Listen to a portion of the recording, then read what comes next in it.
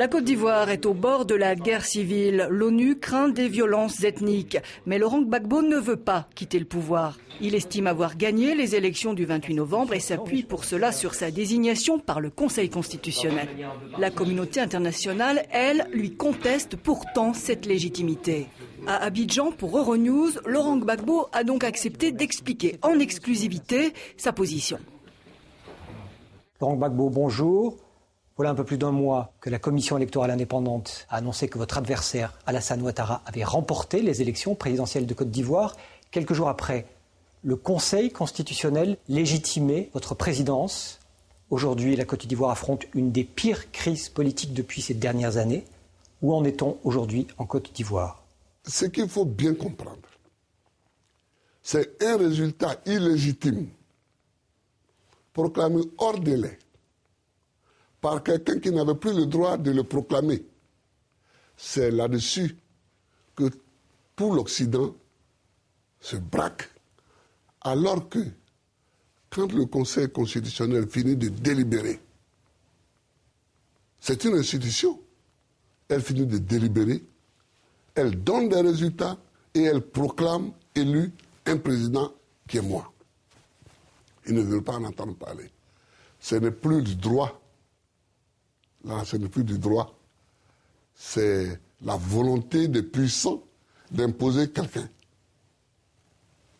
Je ne suis pas d'accord. L'Union européenne conteste votre légitimité. L'Union européenne, elle suit la France. Dans les relations entre les grandes puissances aujourd'hui, chacun a sa zone d'influence. Et quand il s'agit des pays francophones d'Afrique noire, quand la France parle, tous les autres suivent. Elle s'ingère, mais de la plus mauvaise manière. Toutes les résolutions qui ont lieu sur la Côte d'Ivoire à l'ONU, c'est la France qui écrit le draft. C'est la France qui écrit le draft. Nous l'avons contesté plusieurs fois, mais nous sommes un petit pays, nous ne sommes pas une puissance nucléaire, nous n'avons pas le droit de veto, nous ne sommes même pas au Conseil de sécurité. Votre adversaire Alassane Ouattara forme un gouvernement, nomme des ambassadeurs qui sont reconnus. L'ambassadeur nommé par Alassane Ouattara en France a été reconnu. Mais la France a tort. J'ai dit que la France a tort. Vous avez passé 30 ans dans l'opposition, Laurent Gbagbo. Vous avez un long parcours politique. Nicolas Sarkozy vous pose des ultimatums. Que répondez-vous au chef de l'État français? C'est inacceptable qu'un chef d'État, sous le prétexte que son pays est plus puissant qu'un autre pays, qui pose des ultimatums au chef de l'État de l'autre pays. Ce n'est pas possible. Vos opposants disent que vous n'êtes pas un démocrate, que vous êtes un dictateur, que vous avez effectué un hold-up électoral, que vous avez effectué un déni de démocratie au cours de ces dernières semaines. Que leur répondez-vous? Ils ne sont pas bien placés pour en parler parce que eux tous qui sont à la tête du Golfe, ils étaient du côté du parti unique quand nous on luttait pour le multipartisme. Ouattara, Konan Bédié, et je vous ai dit, pour tuer le multipartisme, j'ai été en prison. Sous Ouattara. Laurent Gbagbo, seriez-vous prêt à sacrifier des Ivoiriens pour légitimer votre vision de la démocratie? Ce n'est pas une question de sacrifier des Ivoiriens. C'est une question qui est mondiale. On est au seuil de tout cela. La situation est tendue dans le pays. Ce n'est pas la première fois que la situation sera tendue en Côte d'Ivoire. Vous ne quitterez pas le pouvoir? Oh mais écoutez, j'ai été élu. C'est plutôt à ceux qui n'ont pas été élus qu'il faut parler. Si dans les semaines à venir, la communauté internationale continue les pressions, vous ne quitterez pas le pouvoir? Mais pourquoi elle continuerait les pressions? Alors que c'est injuste. Si dans les rues, des violences sont commises, si des exactions sont commises de part et d'autre, quitterez-vous le pouvoir? Non mais par qui? Et il y a une question que je vais vous poser, que les gens ne se posent pas souvent. Même si tout de suite, j'ai dit je quitte le pouvoir. Qui donne la garantie que ça va amener la paix? Et que ça ne va pas amener des violences plus grandes que celles qu'on redoute? Si des forces de la CEDEAO interviennent en Côte d'Ivoire, elles auraient tort. Et que des jeunes Ivoiriens s'opposent aux forces militaires de la CEDEAO, quitterez-vous le pouvoir? Je verrai, j'aviserai. Mais ce n'est pas à l'ordre du jour pour le moment. Ce qui est à l'ordre du jour, c'est la discussion. Donc nous discutons. Mais je me demande pourquoi des gens qui prétendent avoir gagné comme moi ne veulent pas qu'on revisite les élections. Mais je demande ça. Je demande que les gens viennent et qu'on revisite ces élections. Donc vous accusez vos adversaires d'être à l'origine d'exactions lors du deuxième tour.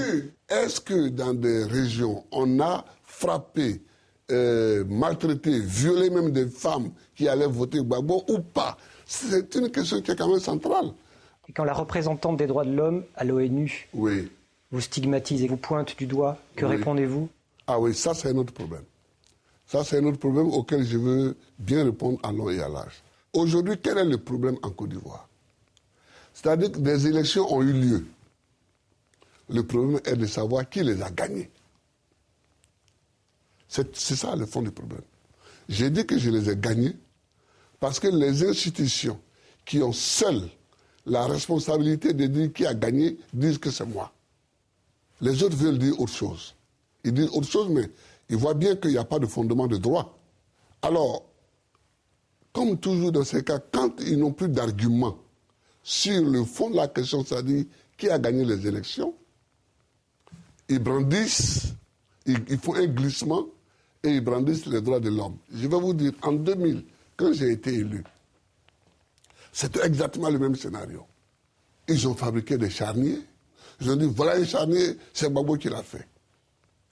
J'ai ordonné à la justice de travailler. Elle a travaillé, le procès a eu lieu, les gendarmes qui étaient accusés ont été acquittés. Est-ce que les forces de l'ONUCI sont impartiales en Côte d'Ivoire? Elles ne sont plus impartiales. Depuis quand? Depuis cette élection. Parce que nous, on les a considérées comme force impartiale depuis, disons, depuis 2003-2004, quoi. Dès l'instant où leur chef... Qui vous met directement en cause? Oui, que moi je remets directement en cause. Moi je mets directement en cause. Moi je pense que les gens de l'ONUCI, il faut qu'ils soient plus sages. Ils savent très bien qu'avec la montée des tensions, ce qu'on leur reproche. Ils savent très bien que le gouvernement de Côte d'Ivoire a demandé leur départ. Et moi j'ai dit aux gens de ne pas les brusquer. J'ai lancé un appel solennel aux gens de ne pas les brusquer, que nous avons demandé leur départ diplomatiquement, et c'est diplomatiquement que nous l'obtiendrons. Mais il faut qu'ils soient plus sages. Quand les gens qui viennent de l'extérieur veulent s'imposer parce qu'ils ont la force, c'est tout ce que ça donne. Donc la Côte d'Ivoire et Laurent Gbagbo sont victimes de l'extérieur? J'ai dit au début de ma campagne aux Ivoiriens qu'ils auront le choix entre un candidat pour la Côte d'Ivoire et un candidat pour l'étranger. C'est ça. Ça a l'air à peine caricatural, mais c'est ça. Allons-nous passer par un bain de sang? Je ne souhaite pas. Et je fais tout pour ne pas que ça ait lieu. Mais vous ne pourrez peut-être pas l'empêcher. Je ne crois pas du tout à une guerre civile. Mais évidemment, si les pressions continuent comme elles sont, c'est elles qui vont pousser à la guerre, à l'affrontement. Laurent Gbagbo, merci. Je vous remercie de nous avoir reçus. Je vous remercie. Je vous remercie, je remercie Euronews.